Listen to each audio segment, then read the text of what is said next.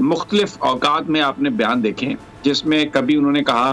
कि मुझे सऊदी अरब जैसा एक निज़ाम चाहिए, कभी उन्होंने कहा कि चाइना की तर्ज का हमें एक निज़ाम चाहिए, फिर वो रियासत मदीना की बात करते हैं। इन सारे जो निज़ाम है, इनमें आप एक चीज़ देख लें, उसमें एक शख्स जो इंचार्ज है, जो सदर है, रियासत का इंचार्ज है, उसके पास इख्तियारात होते हैं और वही अवाम को जवाब दे। तो अगर सदारती निज़ाम की तरफ जाते हैं और मुल्क में छोटे सूबे बना दिए जाते हैं, जैसे सराइकी सूबा बना दिया जाए, सिंध में भी एक अर्बन और रूरल हो जाए, इसी तरह KPK में मजीद एक हज़ारड सूबा बन जाए, बलूचिस्तान के अंदर 2 बन जाएं, तो किसी को एहसास महरूमी भी नहीं होगा और डायरेक्टली इलेक्टेड जो आदमी है वो,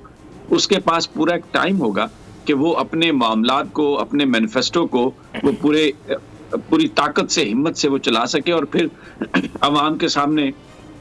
अपनी परफॉर्मेंस की बुनियाद पर जा सके। तो वज़ीर आज़म इमरान खान जो है, अगर छोटे सूबे बन जाएं और मुल्क में सदारती तर्ज इंतखाब हो,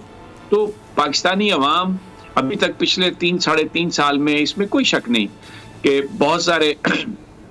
मसाइल रहे, जिसमें महंगाई का एक मसला है, लेकिन मैं अभी अमेरिका में आया हूँ, आप यकीन करें, मैं यहाँ पर मार्केट में गया हूँ, पाकिस्तान में तो महंगाई इसके मुकाबले में कुछ भी नहीं है। मैं जब पाकिस्तान में था तो मैं इस बात पर बिलीव नहीं करता था, और मैं खुद भी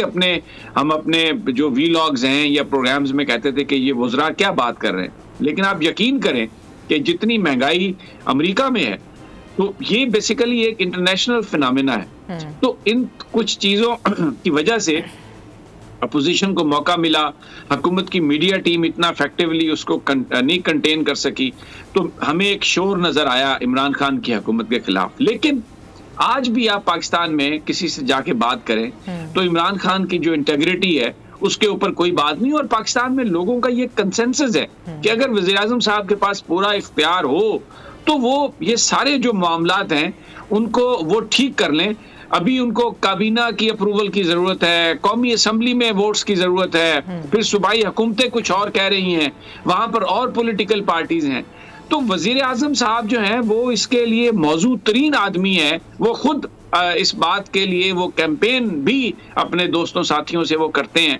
कि उनके नजदीक ये जो निज़ाम है, पार्लिमानी निज़ाम, ये गला हुआ निज़ाम है, ये सड़ा हुआ निज़ाम है, पैसा और माफियाज को इसने जन्म दिया है, और वो चंद खानदान पिछली कई दिहाइयों से पाकिस्तान में सियासत पर मुसल्लत हैं और एक माफिया की तरह उन्होंने पाकिस्तान के लोगों की जिंदगी को कंट्रोल किया हुआ है। तो ये बहुत स्ट्रांग होगा अगर सराइकी सूबा बने, जहांगीर तरीन साहब अहल हो चुके हों,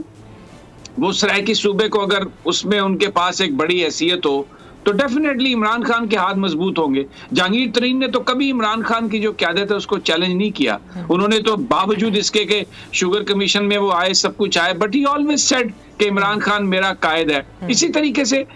इवन सेंट्रल पंजाब में भी जहां मुस्लिम लीग नून इलेक्शन जीतती है, इमरान खान साहब की अपनी जात के हवाले से लोग कभी कोई बात नहीं करते। तो मुझे ये लगता है कि at the end of the day ये जो सारे ग्रुप बनेंगे, इनको बड़ी सियासी ताईद जो है सदारती निज़ाम के लिए वो इमरान खान साहब की होगी। और अगर छोटे छोटे सूबे बन गए हों तो फिर किसी को एहसास महरूमी भी नहीं होगा अगर पंजाब से ही कोई बंदा सदर इलेक्ट हो जाए। तो मुझे ये लगता है, मेरा अपना जाती ख्याल ये है कि इमरान खान आज से 5-6 महीने के बाद, जब ये सारा मामला जो भी एक स्पेकुलेशन है, अगर ये इस तरह होता है तो उनके मुकाबले में कोई पाकिस्तान में ऐसा लीडर नहीं है जो इंटेग्रिटी में, ऑनेस्टी में और पाकिस्तानियत के हवाले से उनसे ज्यादा जिसके मार्क्स हों। तो जब लोग अगर उस निज़ाम के लिए वोट देने जाएं और सदर को चुनने जाएं, और मुकाबले में भले नवाज शरीफ हों, भले बिलावल हों, भले मौलाना फजलुर रहमान हो, हम सब ये जानते हैं कि ज्यादा ठप्पा इमरान खान के नाम पर ही लगेगा। तो वो तो सदारती निज़ाम के सबसे बड़े हमायती होंगे अलीना। जी समीर साहब, बात तो ठीक करें, और खबरें भी कुछ इस हवाले से आ रही हैं कि इमरान खान साहब खुद जहां पे सदारती निज़ाम को सपोर्ट कर रहे हैं, वहां पे शाह फरमान साहब भी हैं, वो भी इस हवाले से काफ़ी एक्टिव नजर आ रहे हैं। लेकिन मसला ये है, फ़खर साहब मुझे ये बताएं कि सदारती निज़ाम को लाना इतना आसान होगा, या इसमें कोई आइन में तरमीम की जाएगी, ये सारी चीज़ें होंगी, या वैसे ही कोई और तरीका है लेकर आने का? थोड़ा इस हवाले से अगर आप रोशनी डाल सकें। देखें, जो सबसे पहले तो मैं समी साहब की तमाम बातों से इत्तफाक कर रहा हूँ। और मैं ये ऐड करना चाहूँगा कि वज़ीर-ए-आज़म इमरान खान जो हैं वो पिछले 3.5 साल के अंदर इस नतीजे पे पहुँचे हैं कि वो हॉस्टेज हो चुके हैं, हॉस्टेज इस निज़ाम के हो चुके हैं, हॉस्टेज उन इलेक्टेबल्स के, उन कोalition पार्टनर्स के हो चुके हैं जो आए दिन जो हैं उनकी डिमांड जो थी वो ख़त्म ही नहीं होने में आती थी और वो आए दिन हमेशा से ये तड़ियाँ लगाते थे कि कभी एक कोalition पार्टनर कह रहा है मैं छोड़ के जा रहा हूँ, कभी दूसरा इलेक्टेबल कहता है मैं छोड़ के जा रहा हूँ। और फिर तीसरा ये था कि जो अकाउंटेबिलिटी के हवाले से उनके जो अहदाफ थे, यानी जो प्रॉमिस वो मैंडेट लेकर आए थे, उस पर भी उनको कोई खातिर खा जो थी, टेंजिबल रिज़ल्ट जो थे यानी कि मरबूत नताइज जो थे वो सामने नज़र नहीं आए। अब जो सदारती निज़ाम के हवाले से जिस तरह से आप बात कर रही हैं, देखिए सदारती निज़ाम के लिए आइन में तरमीम करनी पड़ेगी और आइन में तरमीम करने से पहले आइन के अंदर एक रेफरेंडम जो है उसका ऑप्शन मौजूद है। यानी उसमें कहा जाता है कि सदर जो हैं वो किसी भी कौमी इंतहाई अहम कौमी मामले के ऊपर मामला जो है वो आवाम को रेफ़र कर सकते हैं, यानी कि वो रेफरेंडम के ज़रिए। अब अगर आवाम की मेजॉरिटी जो है वो इस गले सड़े निज़ाम से के ख़िलाफ़ वोट दे देती है तो फिर वो एक तरह से आपके सामने जो है पूरी आवाम की जो है ना एक लेजिस्लेटिव ओपिनियन जो है वो सामने आ जाएगी। फिर आगे चल करके उसको किस तरह से अमली जामा पहनाना है वो उसके लिए आपको आइन में तरमीम करनी पड़ेगी। आइंदा जो इंतखाबात होते हैं उसके अंदर आया आप 2/3 मेजॉरिटी के साथ करेंगे या ये मामला जो है रेफरेंडम करवाने के बाद सुप्रीम कोर्ट में जाता है और सुप्रीम कोर्ट का फुल कोर्ट जो है